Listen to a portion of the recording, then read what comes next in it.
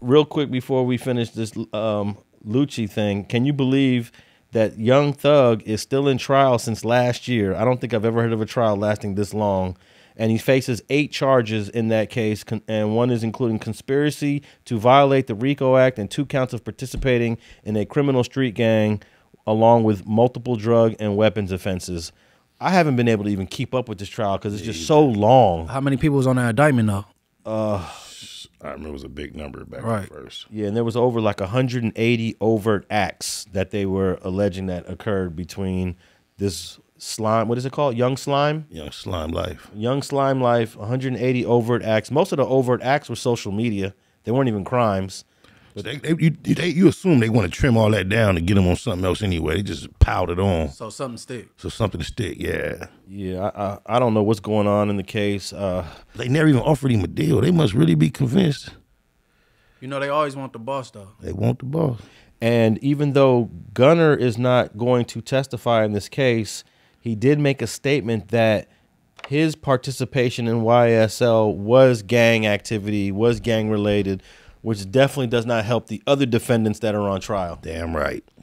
So I don't know how people view Mr. Gunner.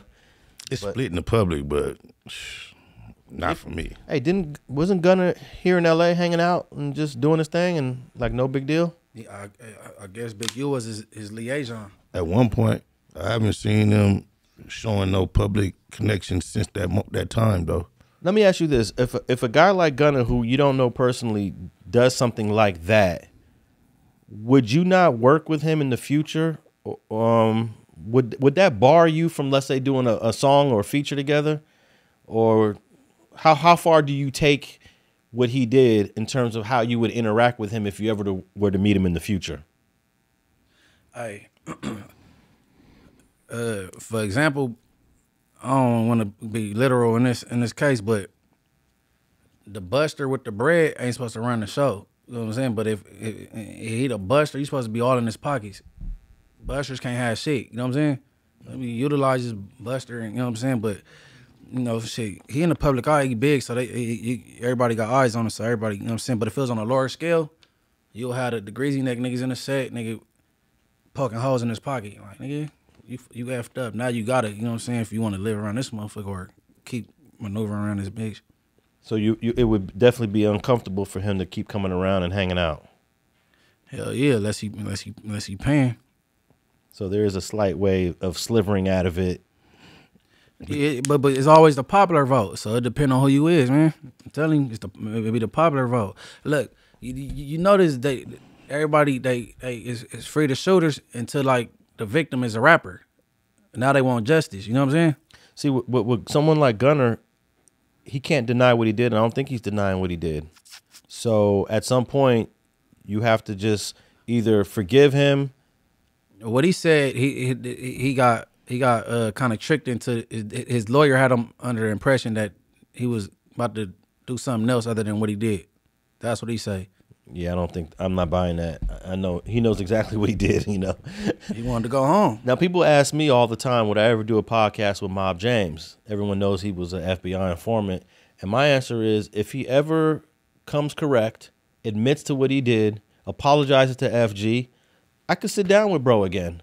But if he keeps lying and denying it, then that's where I draw the line. I'll do an interview with Gunner before Mob James, because Mob James it's too groundy. It's too ground level. You know what I'm saying? Like I could walk to the store and bump into the dude he sent to the feds for years, and the rest of them just walking through the neighborhood.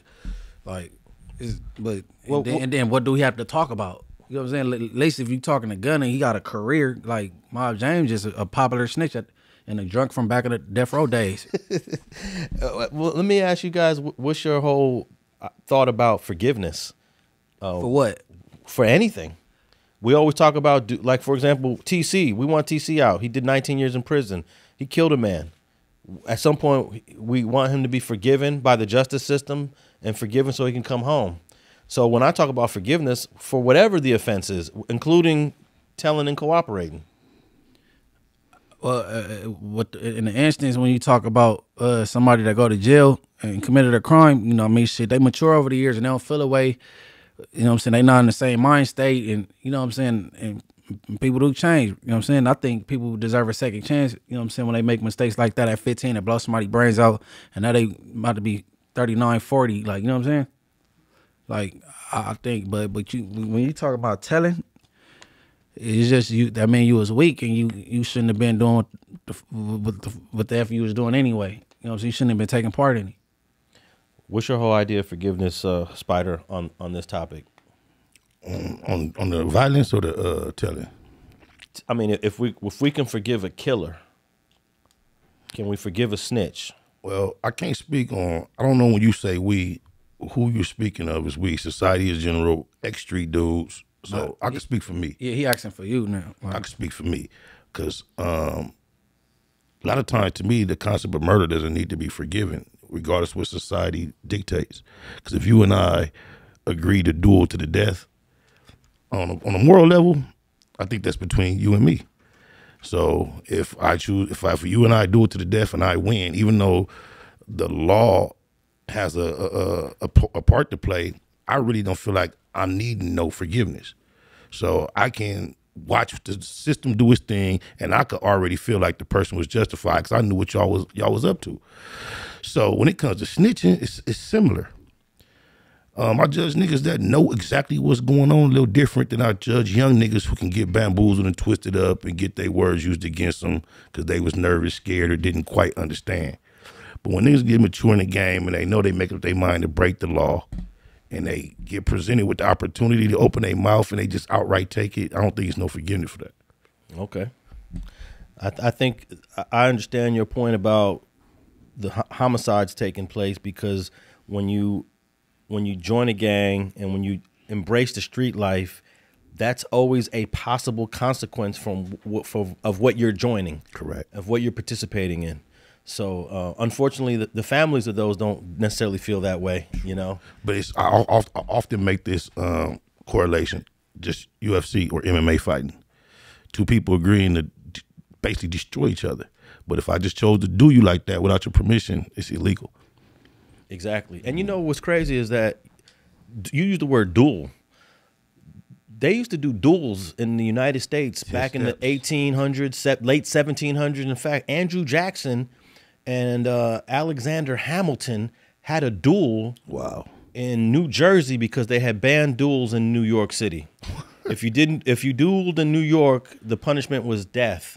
They banned it. But in Jersey, across the river, you can have a duel. And they did a duel to the death. Wow. You know, these are white politicians. Correct. That were in their either late 30s or early 40s. So when you hear people in modern time in 2024 wanting to hurt each other, fight each other, assault each other, this is just humanity going back hundreds, if not centuries, millennium. Yes. There's nothing new under the sun.